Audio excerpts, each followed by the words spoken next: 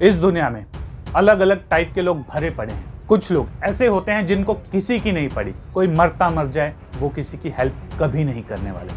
लेकिन कुछ लोग ऐसे भी होते हैं जो कि ओवर द टॉप या फिर आउट ऑफ द वे जाके लोगों की हेल्प करते हैं, लेकिन बदले में उनको हमेशा धोखा मिलता है, या फिर जब उन्हें ज़रूरत पड़ती है तो लोग उनको पहचानने से भी इनकार कर देते हैं। तो ऐसी सिचुएशन में क्या किया जाए?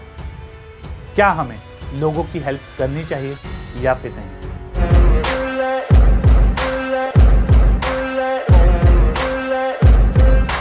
हेलो मेरे जिगर के छल्लो, मैं तुम्हारा भाई तुम्हारा यार राजन आ चुका हूं एक नई वीडियो के साथ। तो कैसे हैं आप सब भाई लोग? आज की वीडियो में हम बात करने वाले हैं एक ऐसी चीज के बारे में जिसके बारे में हर इंसान ने कभी ना कभी सोचा होगा कि हमें किसी की हेल्प करनी चाहिए या नहीं करनी चाहिए। क्या हमें किसी बंदे का साथ देना चाहिए या कह देना चाहिए कि भाड़ में जा। भाई लोग, तुम लोग अकेले नहीं हो। इस एक टॉपिक ने मेरे दिमाग का भी बहुत बार दही किया है, और सिर्फ दही नहीं, अब तो लस्सी भी बन गई है। जब मिलोगे तो पिला दूंगा। लेकिन समय के साथ साथ मैंने एक चीज रियलाइज की है कि अगर तुम लोगों की हेल्प करना चाहते हो ना, तो सबसे पहले एक चीज हमेशा याद रखो, खुद की हेल्प करो। खुद को उस पोजीशन पे ले जाओ कि तुम अकेले ही हजारों लोगों की हेल्प कर दो। नहीं समझे? तुम्हारा भाई एग्जाम्पल देने के लिए बैठा है। रतन टाटा का नाम सुना है? आज से 3-4 साल पहले जब लॉकडाउन लगा था, चाइना ने कोरोना नाम का एक वायरस छोड़ दिया था पूरी दुनिया के ऊपर, और पूरी दुनिया की झंड हो गई थी। उस टाइम पे जब लोग एक दूसरे को नौकरियों से निकाल रहे थे, मालिक ये सोच रहा था कि साला पैसा कैसे बचाऊं, और जब पॉलिटिक्स में लोग एक दूसरे को गालियां दे रहे थे, उस टाइम पे रतन टाटा ने हजारों करोड़ रुपया डोनेट कर दिया ताकि लोगों की हेल्प की जा सके। तो अब सोचो, अगर रतन टाटा के पास पैसा होता ही ना, तो वो क्या लोन लेके लोगों की हेल्प करते? अब तुम भगवान श्री कृष्ण का ही एग्जाम्पल ले लो। जब उन्होंने सुदामा की हेल्प की थी, सुना ही होगा गानों में और भजनों में कि उन्होंने कैसे सुदामा की लाइफ चेंज करके रख दी थी।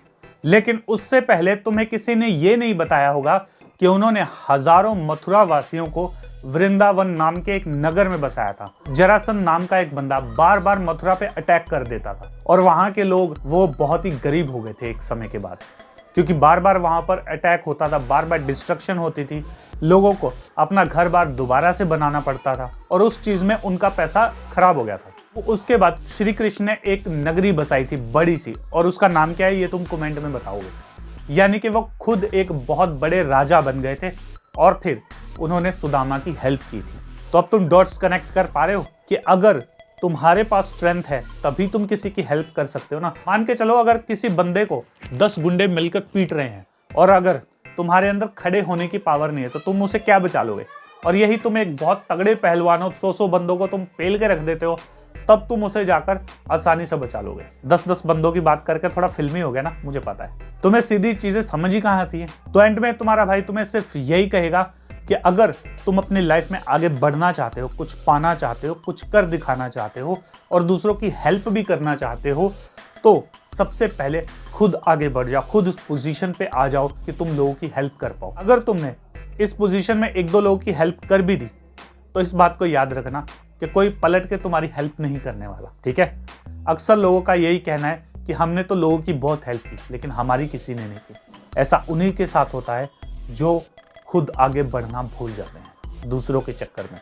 तो बाकी अब तुम्हारी चॉइस है। तो भाई लोग, इस वीडियो को लाइक करो।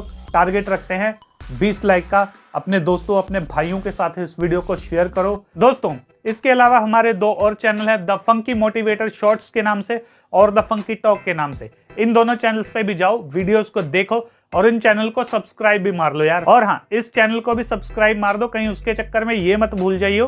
तब तक के लिए स्टे फंकी, स्टे रॉ।